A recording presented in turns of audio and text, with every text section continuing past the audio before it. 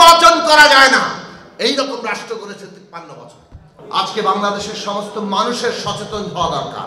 মাঝখানে ৯০ সাল গিয়েছে, ৯০-এর গণ অভ্যুত্থানে আমরা দেখেছি কিভাবে নূর হোসেন কিংবা জিহাদ যখন শাহাদাত বরণ করেন, পুরো ছাত্র সমাজ এক নতুন আবেগীয় বন্ধনে যুক্ত হয়, সর্বদলীয় ছাত্র সংগ্রাম পরিষদ গঠিত হয়।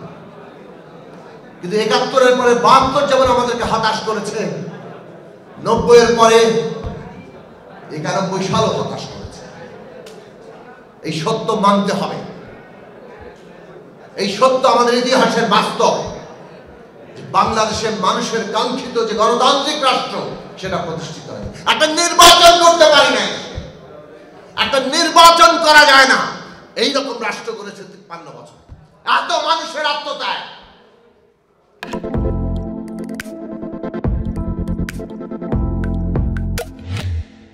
আজকে আবু সাঈদ এবং এই হাজার শত যে আত্মদান, হাজার হাজার তরুণরা তাদের অঙ্গহানি ঘটেছে, চক্ষু হারিয়েছে,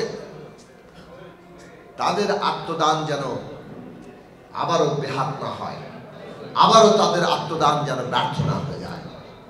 বাংলাদেশ একটা গণতান্ত্রিক রাষ্ট্র হবে, এইবার অনেক সুস্পষ্টভাবে সেই লক্ষ্যকে একটা রাজনৈতিক কর্মসূচিতে পরিণত করা হয়েছে।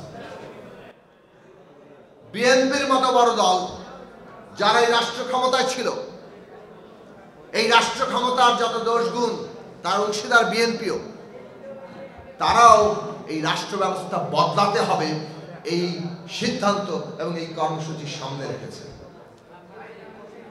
কাজেই এইটা বাংলাদেশের জন্য একটা ঐতিহাসিক মুহূর্ত।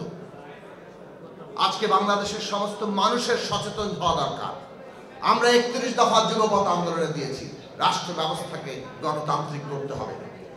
অভ্যুত্থান ৩১ দফার চাইতে আরো বেশি কিছু চায়।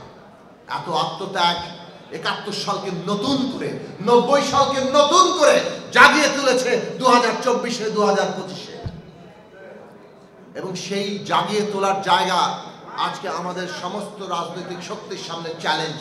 কিভাবে আমরা মানুষের সেই স্বপ্ন প্রত্যাশা পূরণ করব, কিভাবে ইতিহাসের সেই মশাল আমরা আজকে পর্যন্ত নতুন করে জ্বালিয়ে নিয়ে যাব এবং এগিয়ে নিয়ে যাব। বাংলাদেশের এই বছরটি অত্যন্ত গুরুত্বপূর্ণ। এই বছর বাংলাদেশ রাষ্ট্রের নতুন পরিগঠন হবে। একটা ফ্যাসিস্ট রাজনৈতিক বন্দোবস্ত যেটা এই রাষ্ট্রকে আঁকড়ে ধরেছিল, তার বদল ঘটিয়ে বাংলাদেশ নামক রাষ্ট্রটিকে একটা গণতান্ত্রিক বন্দোবস্তে, একটা গণতান্ত্রিক রাষ্ট্রে নিতে হবে। সেই রাষ্ট্রের নেয়ার মানুষের আকাঙ্ক্ষা যেটা, সেইটা আজকে রাজনৈতিক নেতৃত্বকে ধারণ করা দরকার। এইটা ধারণ করার উপরেই আপনি ইতিহাসে মানুষের মুক্তির যে কাফেলা তার অংশীদার হবেন, আর না হয় ইতিহাস আপনাকে ক্ষমা করবে না।